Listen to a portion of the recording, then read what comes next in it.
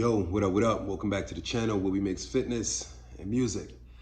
All right, so in this one, we're gonna cover this because I figure this is a good avenue to go down in order for y'all to process and understand what's required in order to lose weight and what could possibly make it easier. All right, so what I'm gonna dive into is throughout the whole virus and Corona deal, I ended up losing about 40 pounds. All right, right around about the same amount of weight that I put on. I made sure to knock it all back off after I noticed that, my ability to make it into the gym wasn't gonna happen as easy as planned. And that's pretty much how it all unfolded. So let's dive into it. So first thing I'm gonna do is I'm gonna talk about how the weight actually came on, all right? So everybody's gonna gain weight in different areas, different reasons, different times. Mine happened to be a situation where I brought that on myself, all right? I went through what people call a bulking phase, or they go through a bulk. If you're not familiar with the term, what bulk actually means is it's a stage or a time in your life where you are into putting on weight. Most likely the case is that you're looking forward to gaining as much muscle as possible with the possibility of putting on some fat. What they usually define that as is your bulk, all right? You'll hear another term called cutting, all right? So you'll have a cut and a bulk. Sometimes people will mix those two and they believe they both can be done successfully, but the results are usually slowed down. And then sometimes if you were to just dive into one area at once, you'll find that you'll gain the most results. So if you're looking at just bulk and you ate a bunch of calories, the chances of you storing any muscle or anything like that, those chances are much higher than if you were really trimming the calories, trying to make sure you stay at a lower body fat, but at the same time putting on some extra muscle. So the bulk and the cut, they can be done individually or they can be done together. So when I was actually putting on weight, I was really more so on just a bulk, all right? I was looking forward to just putting on as much weight as possible, regardless of the amount of body fat that I might actually consume or put on. With that being said, I plan this every year and I do this all the time. And throughout the winter time, you'll find a lot of guys that are into working out have the same schedule. And throughout the winter, you'll see that we'll put on a lot of weight, and that's during the time of our bulk. And then as we get closer and closer to the spring or the summer, we usually turn around and we start to cut. Now, what happened to me is I bulked and bulked and bulked and bulked. Coronavirus came and it destroyed my opportunity to actually get back in the gym and cut the weight back off. So what ended up happening is right after my bulk, when I needed to turn around and decide to cut, I ended up going into a situation where there wasn't any cutting opportunity because the gyms were closed, motivation was down, nobody wanted to leave the house, nobody wanted to go anywhere, do any type of exercise or anything like that. So I found myself stuck in the house, eating whatever came, and I just started eating and eating and eating. Nothing crazy like binge or anything. The fact of the matter was the amount of calories that were coming in were outweighing the amount of calories that were being burned. So I was going to store and pack on more weight on top of what I already had going on. So what ended up happening is originally I probably would take on, I don't know, anywhere between 15, maybe 20 pounds during my bulk. And I would look to cut that right back down right after the winter season plays out.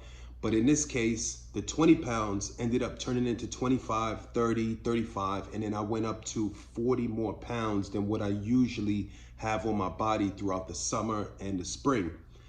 So with that being said, I went ahead and said to myself, okay, so that's cool. I have some extra weight on my body. How do I need to go about getting this off? And that was the biggest thing.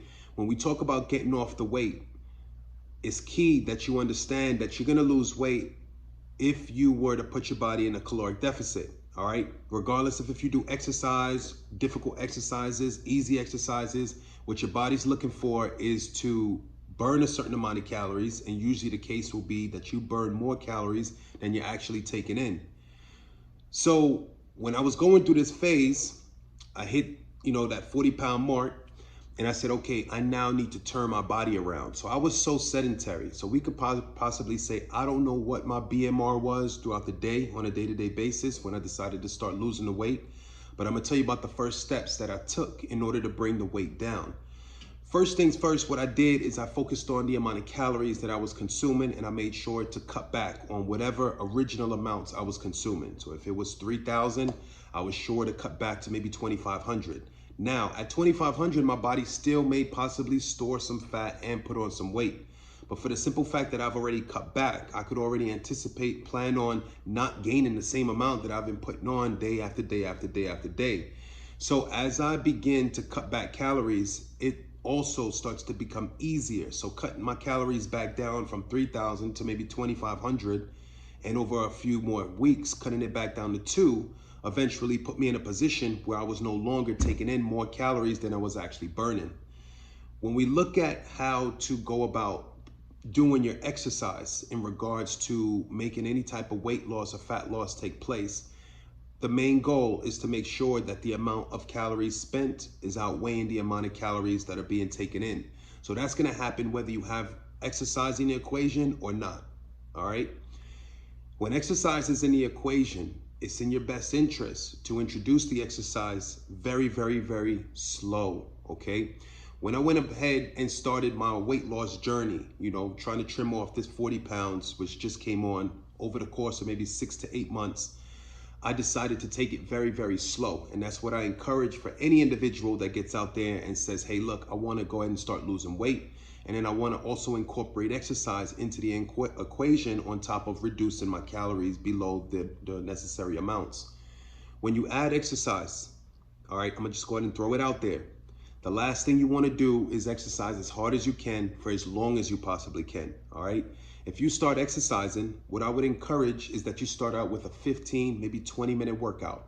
Something as simple as taking a walk around the neighborhood, something as simple as just getting out with your dog, just getting active is the ideal point that you want to start out with.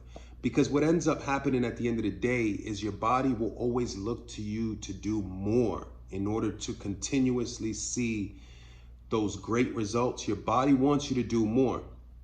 So if you go ahead and expose your body to what is considered to be the worst, where do you go from there? All right, let's take two individuals. You got the first guy.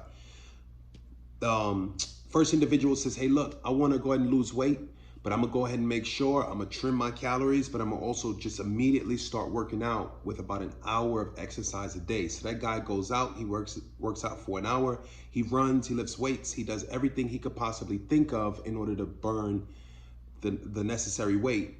Now, this is great, but at the same time, in the future, this could end up being a problem for him. And the reason being is because if you are completely sedentary, your body is gonna respect and encourage you to do anything that you start out doing. Let's say you start out doing just a walk around the block. Your body's going to encourage you to do more of that. All right.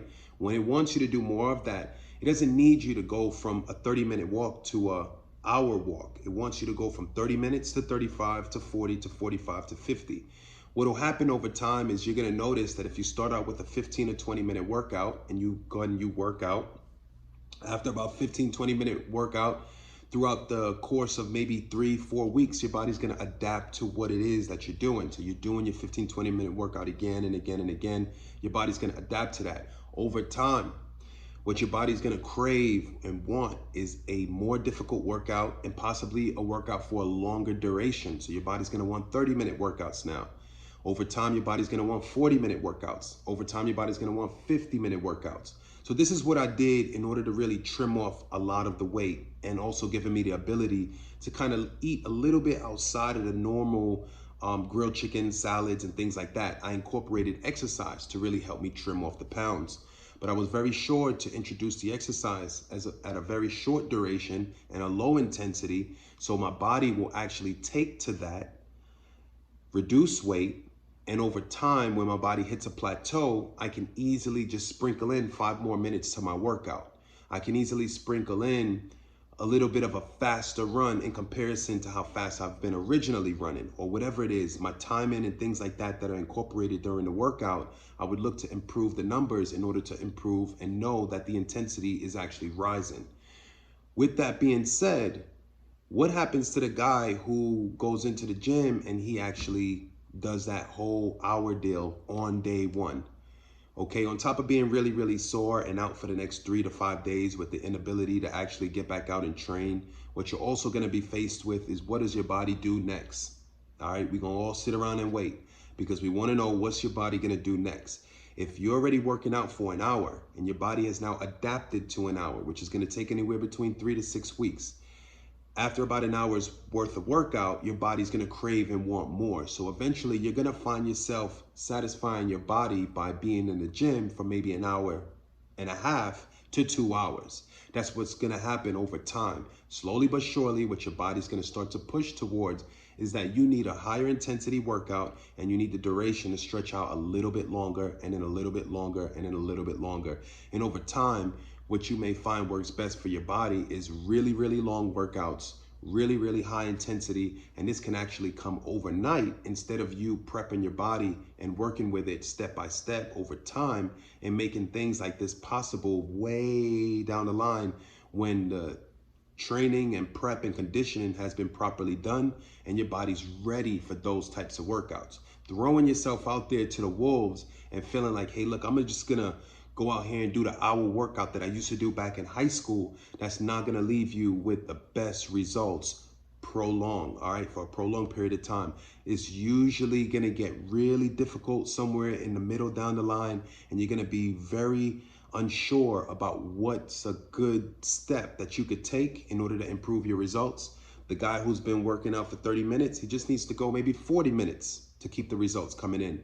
The guy who's been going for an hour, he needs to now look to go to an hour and a half, 2 hours. So the goal and the idea about the entire breakdown of the video is when you first start working out, be very, very sure to not get out there and do the hour-long workout with hopes that you're going to lose weight very, very quick and very soon. You will, but you'll also lose a similar and also maybe even the same amount if you were to decrease your intensity and allow your body the necessary time to prep and be conditioned to get ready for those hour-long workouts. All right, the hour-long workout being done in the very beginning will only leave your body guessing and wanting to know what to do next. And that's only hour and a half and 2 hour workouts on the table for you to do in order to continue seeing those results. I'm gonna go ahead and wrap this one up. I didn't dive too much into detail on the foods. I thought I could make it as plain and simple as possible by just letting you know that the amount of calories that I was burning, I ended up consuming, which is food, I ended up consuming less than that amount, which would equate to fat loss. How much weight was I losing? Anywhere between 1 to 2 pounds per week. Sometimes I would see 3 pound marks. Things like that are really normal when you're following the right program and doing things the right way. But I'm gonna get up off this one. I don't wanna make it too long. Y'all know what it is, conservative guy, I'm out.